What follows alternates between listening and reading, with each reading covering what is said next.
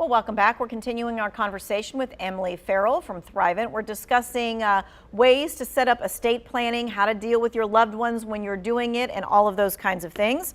One of these is one of those tough conversations that you were talking about. This person says, how do you know when it's time for them to stop driving? Great question, critically important for all of us.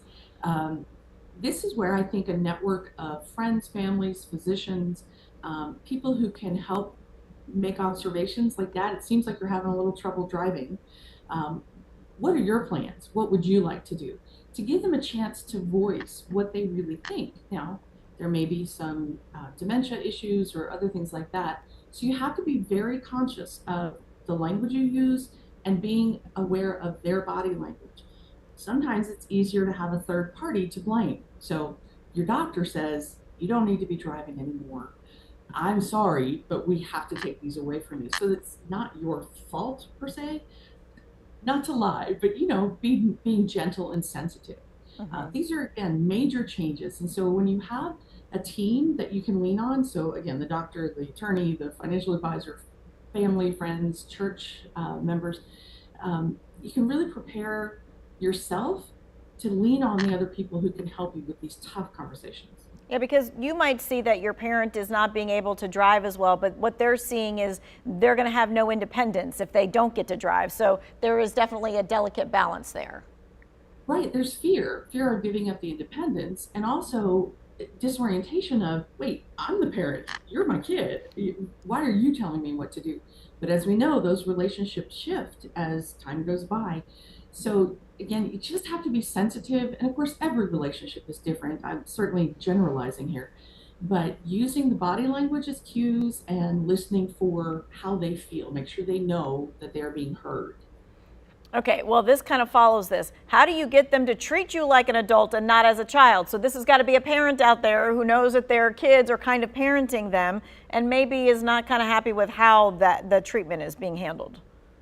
Absolutely. So I would suggest leading by example. By that I mean, hey, mom, dad, I've written down where my documents are, what my documents are, where my bills are. Let them know this is a normal course of things and it's best practice. Leading them by example, not always easy. None of these conversations are. But if you come at it from a perspective of, I'm not attacking you, and I'm not trying to take away your independence, I want to help you.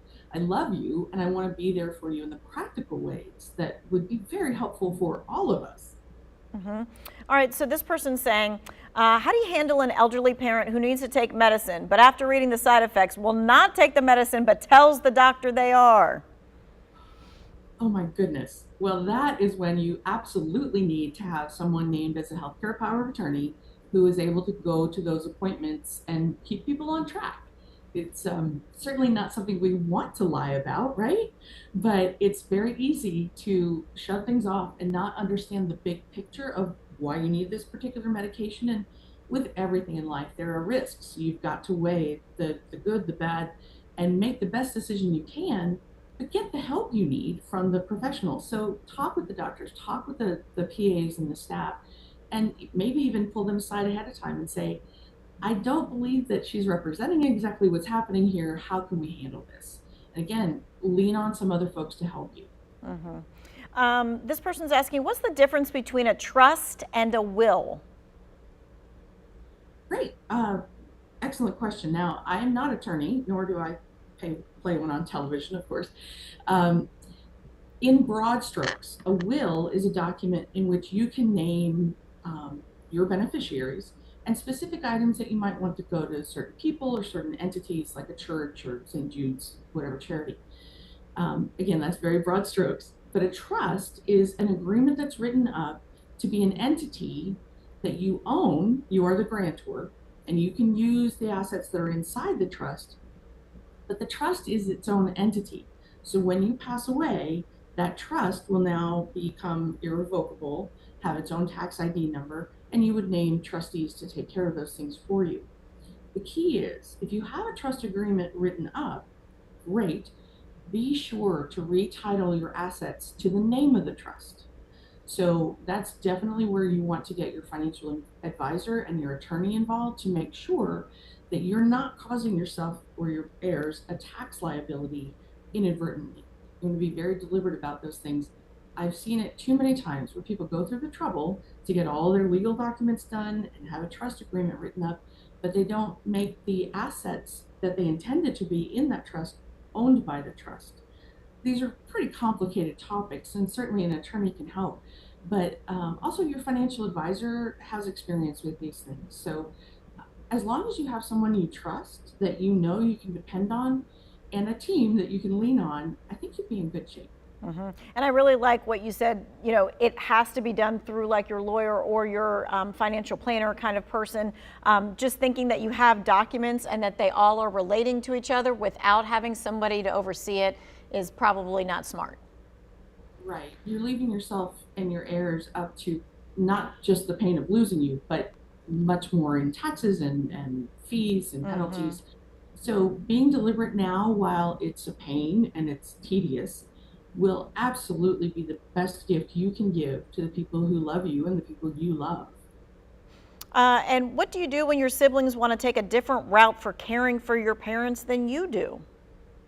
Oh my goodness. Well, that's a tough situation, and whoever wrote that in, I hope that that's easy to resolve. I know it's not. Um, that I think is where again you need a team to lean on. You need the physician, a nurse, a case manager through the insurance company. There are several different resources out there, and I would firmly recommend that everyone have a family meeting. The problem, especially if people aren't living in the same town, messages get mixed, rumors get started, and hurtful things happen that may not be intended, but are just the nature of this is a very stressful time. There are a lot of changes going on. And you want to make sure you're making the best choice for the person you love. It's a lot of pressure. Everybody has their opinion.